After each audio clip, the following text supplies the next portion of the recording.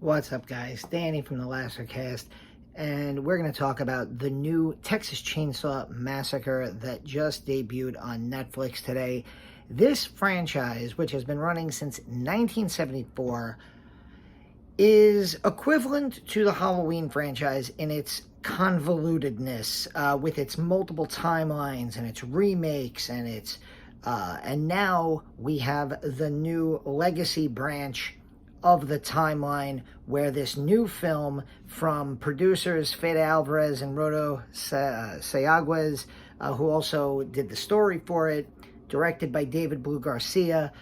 This new film is a direct sequel to the original Tobe Hooper 1974 film. Now, right off the bat, let me preface by saying I love the 1974 movie. It is one of my probably top 5 favorite horror films. And while I think there are things to like about the 2003 remake, I think that the 2003 remake and a lot of the films that have come after that kind of missed the point of that original film. First of all, a couple things. Leatherface is not Freddy, Michael, or Jason. Sometimes he gets lumped in with those killers. When people talk about the great slashers in horror history, they talk about Freddy, Jason, Michael, and Leatherface. I don't agree with this. Those are supernatural slashers. Freddy's a dream demon. Jason, after part 4, is effectively Franken Jason. He comes back from the dead. He's superhuman. He can't be killed. Michael Myers from 1978 in the John Carpenter original was the living incarnation of evil. And no matter what you do to him, he just keeps coming back. Leatherface was an unnamed, mentally unstable man-child in the original 1974 film, to the point where he's a human. He's a man. He's easily injured. He drops a chainsaw on his leg at the end of the original film and bleeds and is left stumbling and limping after Sally Hardesty as she runs away and gets into the back of the truck as the first film ends. The sequels also, and this is also key to remember, go back and watch the 1974 original. That film is not gory and bloody. I put the original Texas Chainsaw Massacre and Saw in the same category.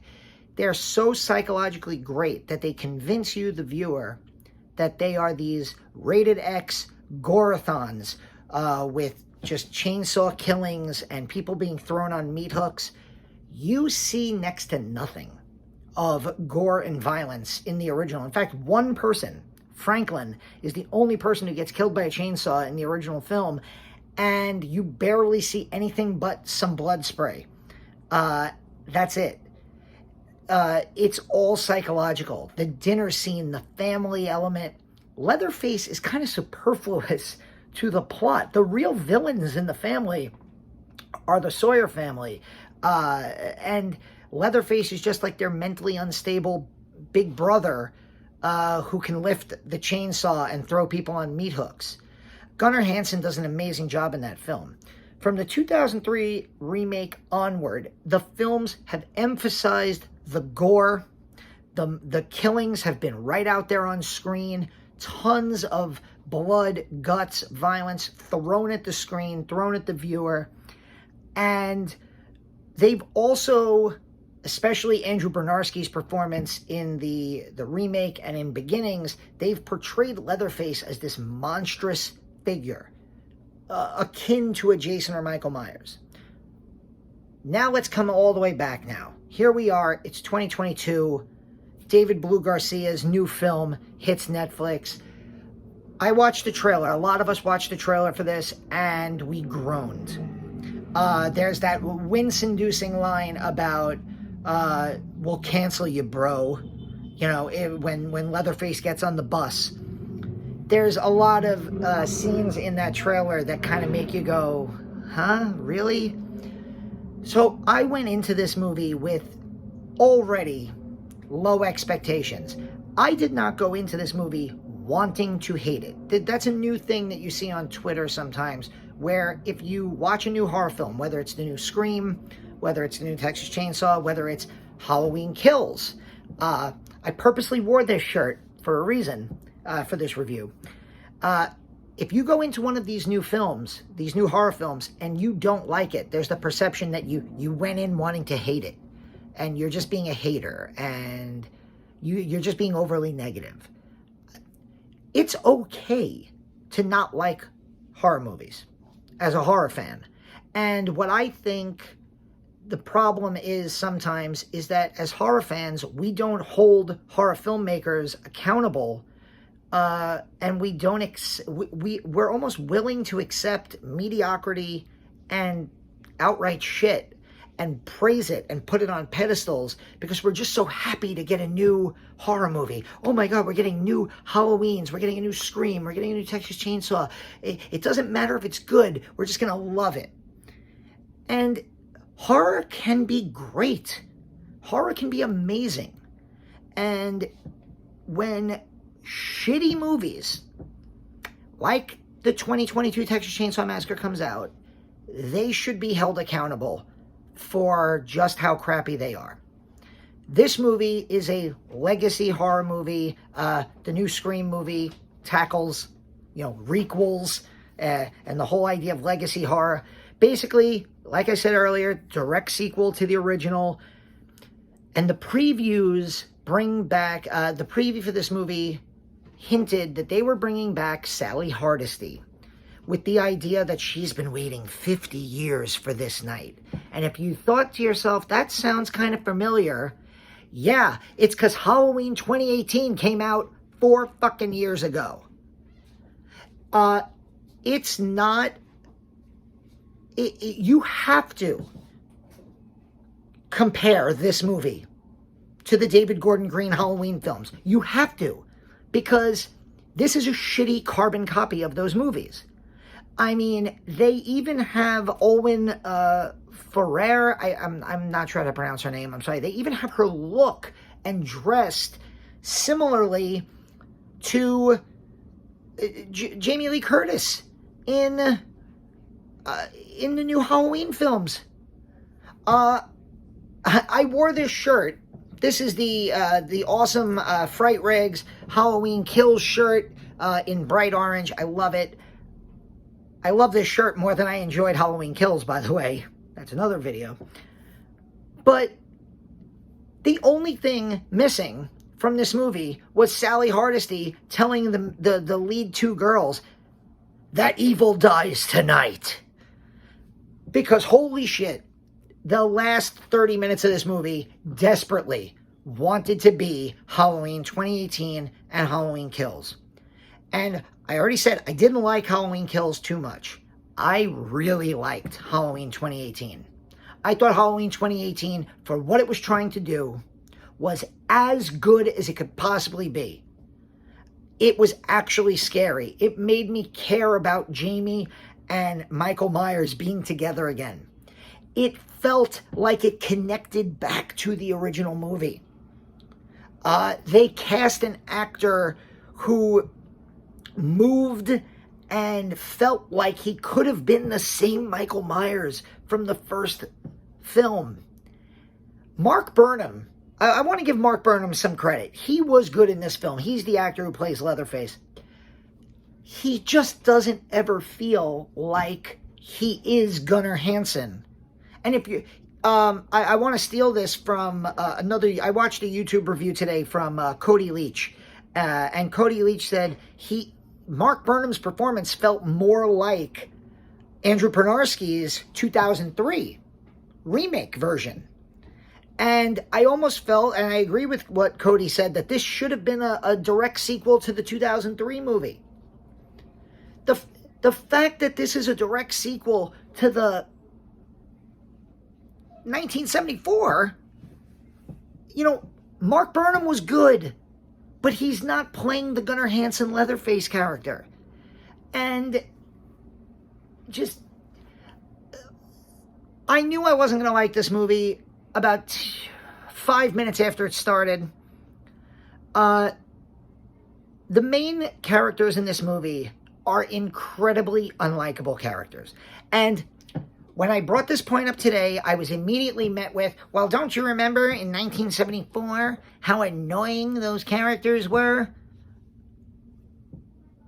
You can't retroactively complain about a movie from almost 50 years ago to make your point about a movie that came out this year. First of all, there's one character in 1974 who is really annoying, and that's Franklin. And I will forever defend Franklin in that movie, the performance, and the character, because he was in a wheelchair. He was handicapped, and it was Texas. It was hot.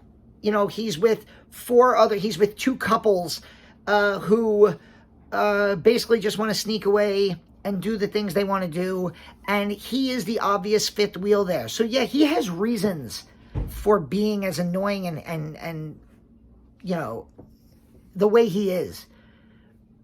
Aside from him, though, the other four characters, including Sally, they're not given enough screen time to really be annoying.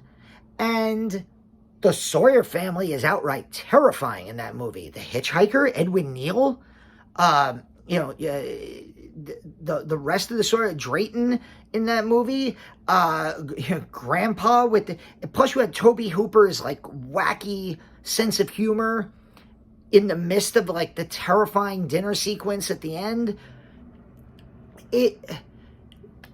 This movie introduces characters, specifically Mel, played by Sarah Yarkin, and Dante, played by Jacob Lattimore, who, from the minute you meet them, you want them to die.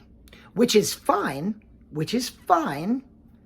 except Mel is the main character who you follow most of the movie. Her and her sister Lila, played by Elsie Fisher, who, of all the humans, I know Leatherface is a human, but of all the disposable, we're here to get chainsawed characters, Elsie Fisher's Lila is the only one given a remote sense of a backstory. She's a survivor of a school shooting, which is just, that whole plot point is just like there to give her a reason to be in the movie. Like, the movie's not trying to make a point about school shootings. The movie's not trying to make a point about gun control. It's just like they bring it up. They bring up gentrification, but they're not trying to make a point about it. You know, a lot of the complaints about this movie, especially because the trailer had that terrible line about canceling, is, oh, it's all woke. I fucking hate that word. But this movie felt like it was trying to be a Gen Z movie, and it felt like it was trying to like make you root for the social justice warriors to die. And the thing is, they're terrible characters. Mel, the movie starts, they pull into a gas station. A character pulls up in a truck, who we learn that this guy's name is Richter. And get to the party, Richter. Come on. Total Recall. And he gets out of the car. They're in Texas, mind you. And he's got a gun. It's on his waist. And she makes an offhanded remark. Could you imagine how low your self-esteem must be if you're carrying a gun? But like, she does it in a way that is so loud. You're like, imagine if you wanted to, like, you're standing with a group of your friends and you see somebody off in, you know, near you who has some type of behavior that you don't agree with, and they have a gun. Are you going to loudly draw attention to the fact that you're mocking this person? And do you want us to root for you? Because the rest of the movie wants us to root for this character. And, you know, the old saying, you only get one chance to make a first impression. And our first impression of Mel is she needs to be the first character to die. And unfortunately, And I'm going to get into spoilers. Spoilers, everybody. I'll put it in the description that I'm going to spoil this movie. But Mel is not the first one to die. She's the last one to die. And she's the last one to die after the whole movie, where it's built to make you think she survives. Let's get to the... speaking of spoilers, the legacy character. So the only legacy character, the only thing that connects this movie at all to 1974 is the character of Sally Hardesty, who is in the movie for maybe 5 total minutes of screen time. She shows up at the end, shotgun in hand, walks up the steps of the house. She has Leatherface in her sights. She makes this big deal about how he's haunted her for 50 years and she needs to kill him. But she doesn't shoot him. She doesn't shoot him. And she lets him, she like walks away. And then in the next scene, she's chasing him down with the gun. You had him. It's just bad writing. It's terrible writing. Bad character motivations. Oh. And then in a scene so hilariously bad that I laughed out loud. And I was watching this movie at work. And I was laughing. I almost laughed out loud at work. Again, big spoilers. Big fucking spoilers here. They bring back the legacy character, Sally Hardesty, from 1974's film. And she's trying to have a hand-to-hand fight with Leatherface. And he just sticks the chainsaw in her, lifts her up over his head, chainsaws her through the guts, and then, and I'm not making this up, he literally throws her, and she lands in a pile of garbage. You literally threw your one legacy character in the trash. Oh my God. And then we get the final girl section with Lila, played by Elsie Fisher, and her and Mel versus Leatherface. And again, I need to come back to what I said at the beginning. Leatherface is not Jason. Leatherface is not Michael Myers. You're not supposed to... This isn't a character who you're supposed to be able to, like, put an axe in their head, but then they're still alive. Because he's a human fucking being.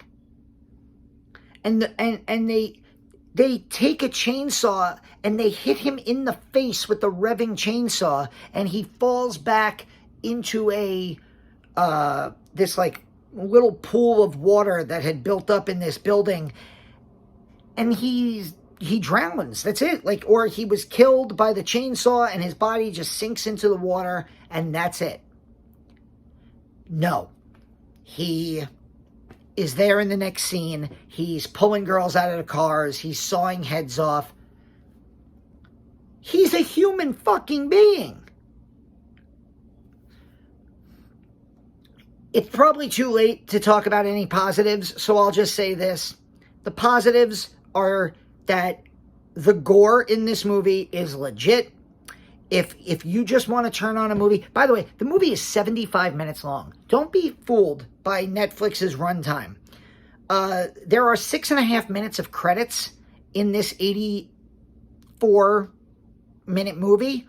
So the movie is about an hour and 15 minutes. And then there's a bonus scene at the end of the credits. Don't waste your time. It's not a big deal.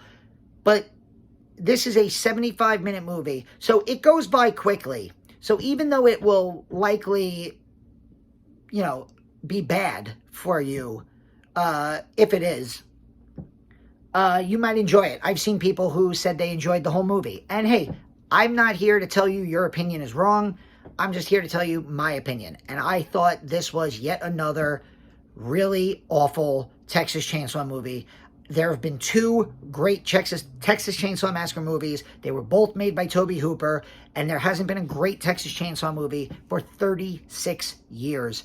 The remake in '03 is fine. It's not my favorite. I understand why people like it, but it's because of that movie that we keep getting pieces of shit like this. This movie made me yearn for the days of Alexandra Daddario going, "Do your thing, cuz," and throwing him a chainsaw. Yeah, that's how bad this movie was. The one positive is the gore is awesome.